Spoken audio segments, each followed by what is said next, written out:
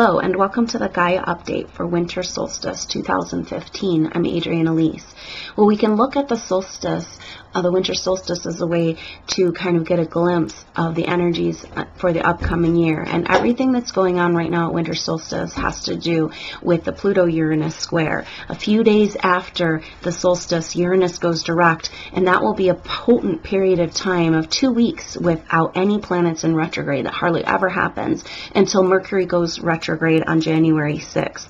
And so Uranus has a lot of potent energy because it's coming out of this retrograde, and Uranus is the revolutionary planet. It's lightning, it's electricity, it's technology, it's swift and sudden changes, and this is exactly what our world needs right now, in alignment as we go into the golden age, the Aquarian age that lies ahead of us. But we can't quite get there until we understand the truth of what's really been going on, until we come out of the delusions and illusions and the stories that we've been told about the reality of life on this earth and in the solar system. And so we are in the process of information coming to humanity, technology coming to humanity that is our birthright, that has been hidden from us. And this is a lot to do with the Saturn Neptune square that's been going on for the last couple of months, and it's going to occur a lot stronger again in the spring of 2016. So this is an energy around Saturn is a reality planet, and Neptune is our dreams, our illusions, our delusions, and it's at home in Pisces. So it's speaking about the past age of Pisces. It's speaking about Saturn in Sagittarius, the sign of the seeker, seeking out beyond what we've been told, and this in our personal lives and in the collective. So the Pluto-Uranus square is really getting activated by Uranus going direct a few days after the solstice, with all of this pent-up rebellion energy, wanting to reveal these truths, wanting to move forward into the new age.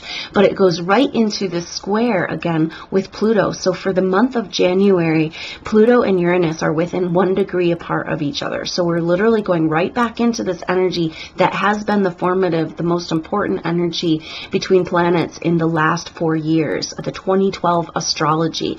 And here we are experiencing it again, with Uranus just having gone direct. Now, there were 7 Pluto-Uranus squares, but only the last one, the 7th one in March, were both planets going direct. And so this is really powerful to head back into the square just as Uranus comes out of this retrograde. And so we're starting to feel, because Uranus is a big, slow-moving planet, even at the solstice, we're starting to feel this forward motion coming. We're starting to feel this wave turning in another direction, bringing us into our future. And then we have all of these planets without a retrograde. And so indeed it is time, humanity, to move into a rebirth. And looking at this time of year, the rebirth of the sun, the Christmas mystery of the resurrection of the Christ, these are all messages for us at this time. Rudolf Steiner talked about this time being a celebration of the child, as it is the rebirth of the sun and also of the Christ mysteries. And so we are indeed asked to, at this time, the Uranus in Aries. Aries is the child self. It is the base identity. And so we're being asked to connect with that childlike self, the part of ourselves that never leaves the spirit world, the part of ourselves we leave behind in childhood, but so badly needs to be reborn on the planet right now, as we start to that Jupiter or Saturn in Sagittarius, reaching out beyond the veil, understanding more about the truth of who we really are. And what does that mean in our individual lives? Awakening to that childlike self, awakening to bring the spiritual back to the planet.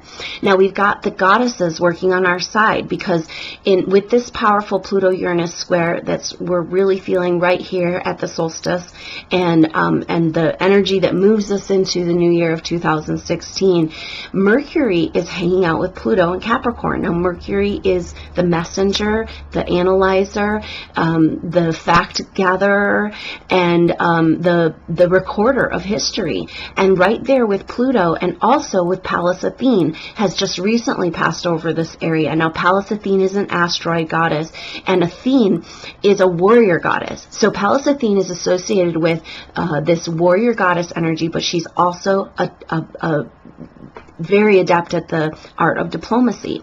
And so this is a powerful energy for us right now in Capricorn, the sign of authority, sign of structures, the sign of the Father God.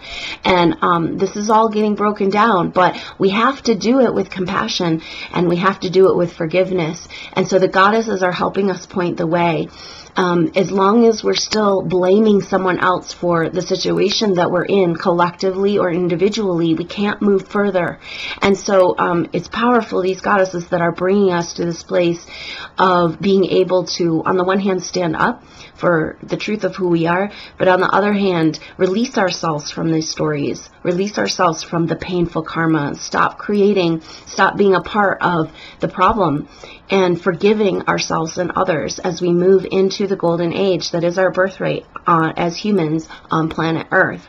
And this is everything that the Aquarian age is about. It's about the new technology, the technology that's actually been around, that's been kept from us. And as Aquarian energy, the age of Aquarius ruling technology, this means we're going to have huge leaps and bounds in what we thought was possible and what is available to us, every human being on the planet. And so as the Saturn-Neptune energy begins to shake and rattle our cage, this Pluto-Uranus square, breaking down the structures, finding the truth with the Saturn square, Neptune, and bringing us into this new age. So the other goddess that's really helping us right now is hanging out with Uranus right there in Aries. And this is Ceres. Ceres is a dwarf planet that hangs out in the asteroid belt. Now, supposedly the asteroid belt is an ancient Earth that was destroyed in an interstellar war.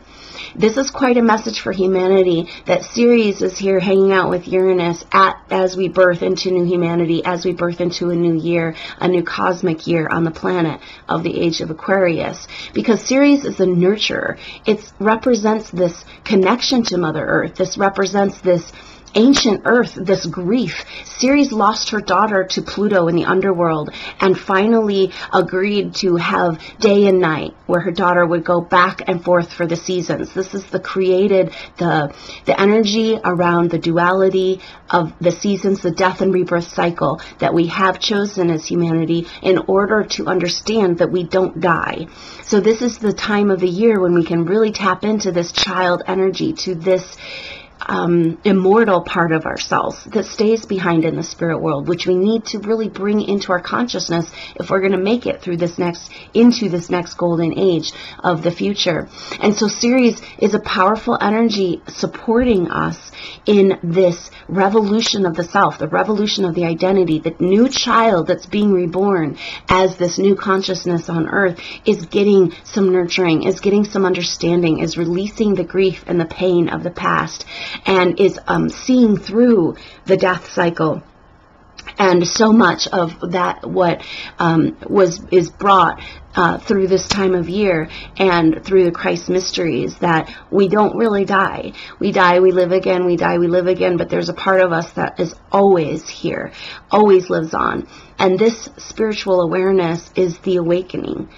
Our ability to tap into the part of ourselves that is that innocent child that can now receive, again, come back into communication with Mother Earth, can come back into communication with the goddess and with nurturing, and a new relationship with the Father God, with the authority, and throw out all these stories of the Piscean age of the past where the Father God was a punishing God, and start to just rewrite our history and our future at the same time. This is the point we're at. Solstice, winter solstice, is always kind of a portal, a very strange dimensional energy. And if you can just tap into that energy, you can really kind of quantum jump into the future, into the past, heal and prepare for the person you really want to be. Take the opportunity to jump onto your most appropriate timeline. And so the goddesses are with us here. Ceres bringing us back to the nurturing, seeing us through the death and rebirth cycle into the hope of the future. And we have Pallas Athene bringing the energy of diplomacy, but also the warrior energy. Time for us to not be doormats and to stand up for the truth of who we really are, humanity, but also allow for this grace of forgiveness, to release ourselves from the wheel of karma, to stop creating the negative thinking and the negative experiences that humanity has been stuck in a loop for far too long. And so this is the message of the year as we move into 2016, to take this opportunity to have your Aquarian revolution in your child self, to bring forward that part of yourself that is the pure spirit, and to let that live on the earth, and to join with the earth, to join with the etheric energy of the earth, which was a gift brought to us from the prophet Yeshua or Jesus. And this time of year we celebrate that the earth was imbued with this Christ light, this energy, this grid that we can access now. We each are bringing this energy to the planet. And so by tapping into this child self, into this newborn self, the part of ourselves that we connect back with when we die, we're doing it without having to die in our physical body. And so it's a really powerful time where we ourselves are the pillar of light, bringing the Christ energy to the earth, communicating the Christ energy to the earth, and learning again how to be in communication with Mother Earth, the goddess, all of reality, which we are intrinsically a part. So I hope you have a wonderful solstice and a wonderful year. I'm Adrienne Elise. Thank you so much for joining me, and blessings on your journey. Namaste.